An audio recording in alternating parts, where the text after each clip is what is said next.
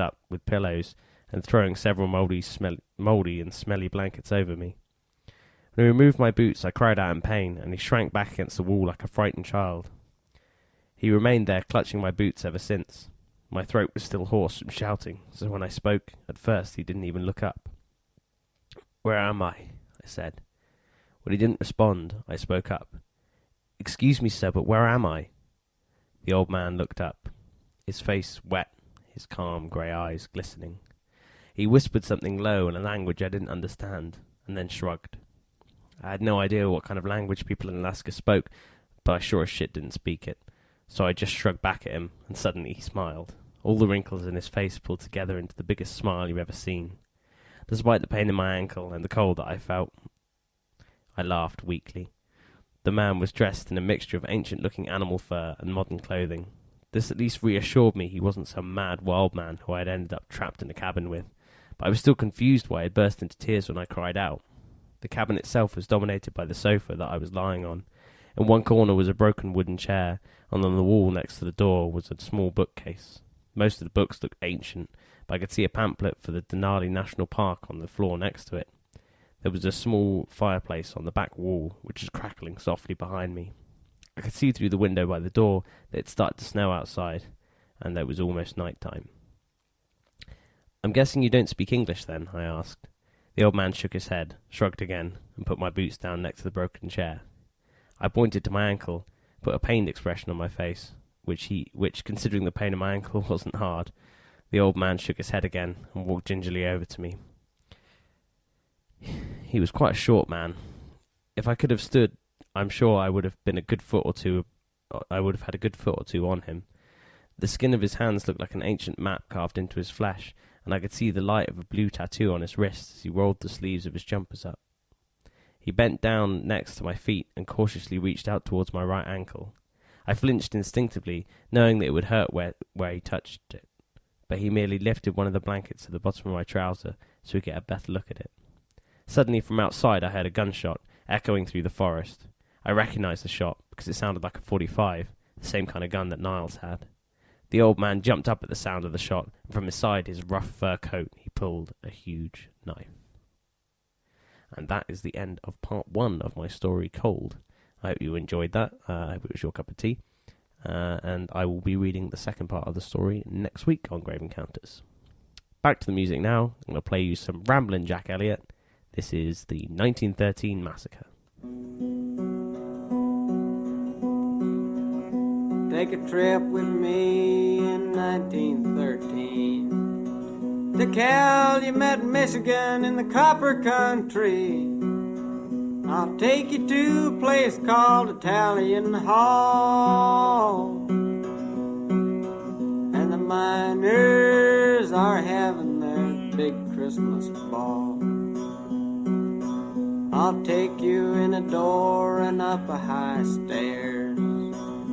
Singing and dancing is heard everywhere. I'll let you shake hands with the people you see and watch the kids dance round the big Christmas tree.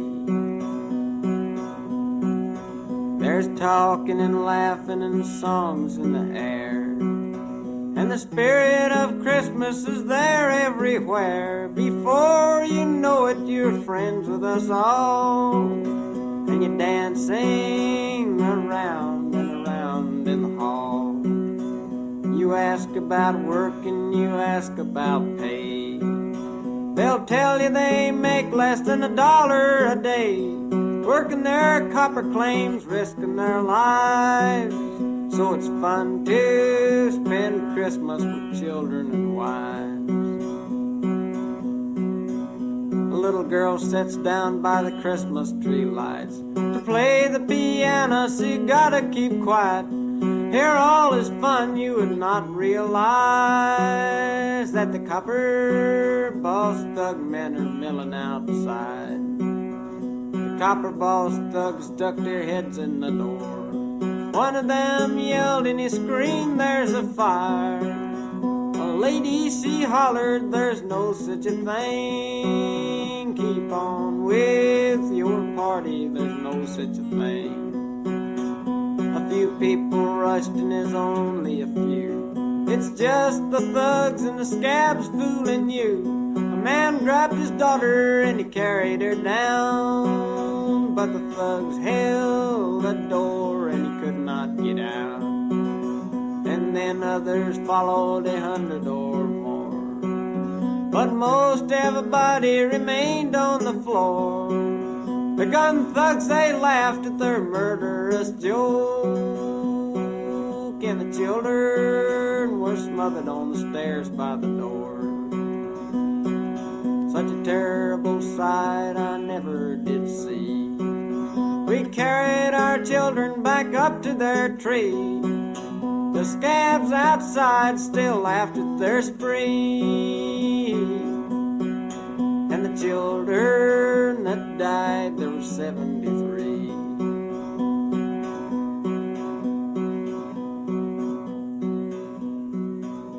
Piano played a slow funeral tune, and the town was lit up by a cold Christmas moon. The parents, they cried, and the miners, they moaned. See what your greed for money has done. You're listening to Grave Encounters on Pushing Underground Radio.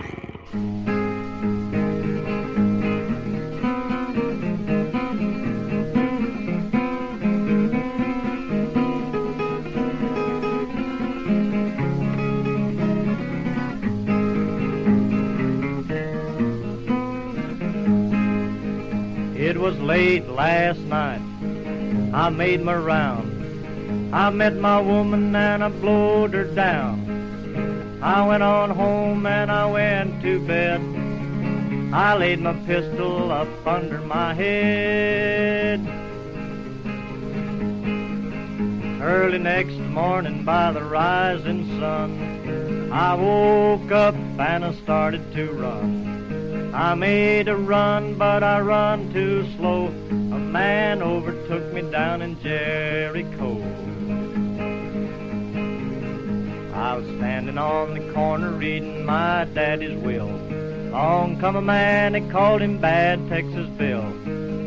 He said, Captain, is your name Lee Brown? I believe it's you, the rascal blowed your woman down. I said, yes, sir, Captain, my name is Lee, and if you've got any blues, boy, sing 'em to me. Well, I guess, Lee, that you know the best. You better come go with me, the judge will tell you the rest.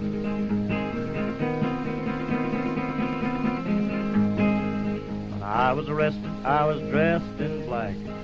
Put me on a train and they brung me back. Jury found me guilty in the first degree, and they laid me down in the penitentiary. Yes, the judge found me guilty, and the jury too. Cried, Lord in heaven, have some mercy on me. I'll be here for the rest of my life. All I done was kill my wife. That was Woody Guthrie there with Bad Lee Brown, also known as the Cocaine Blues. And before that you heard Ramblin' Jack Elliott with the 1913 Massacre. So I'm going to play you one more country song.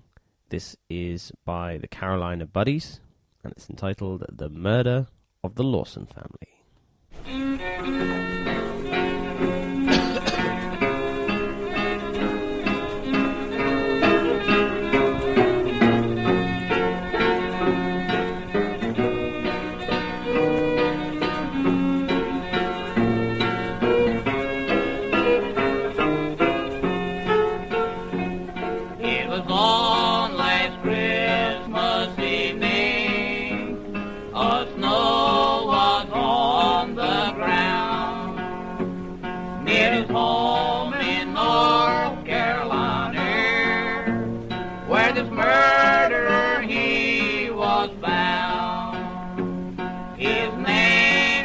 Charlie Lawson, and he had a love but to never know what caused him to take his family's life.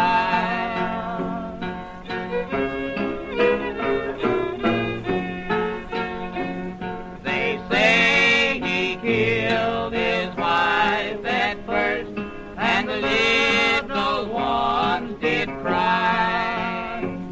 Please, Papa, won't you spare our lives, for it is so hard to die. But the raging man could not be stopped. He would not heed their call, and kept on firing fatal shots until he killed them all.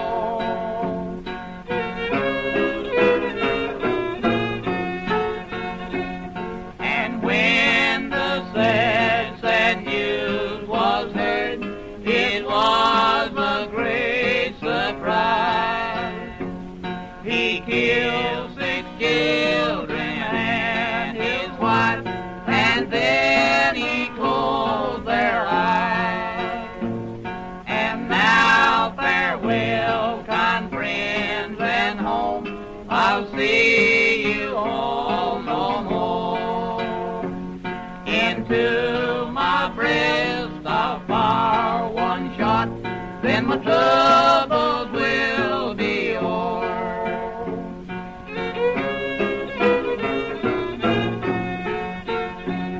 They did not carry him to jail, no lawyers did he pay.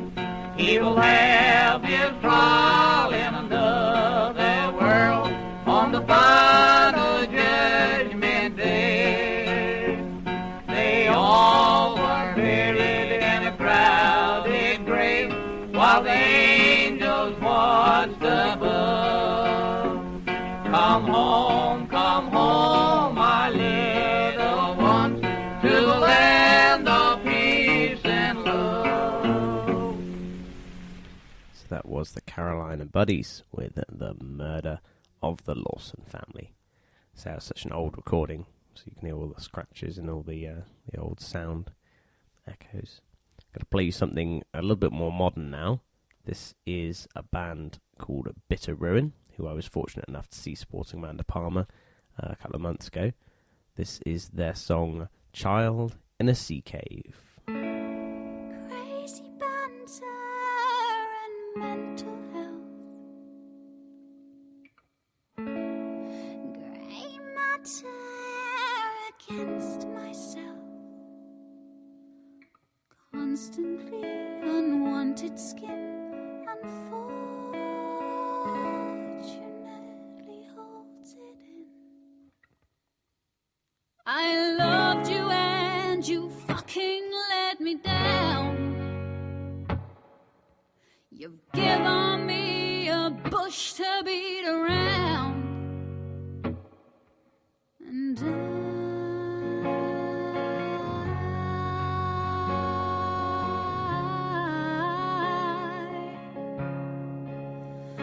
could have died.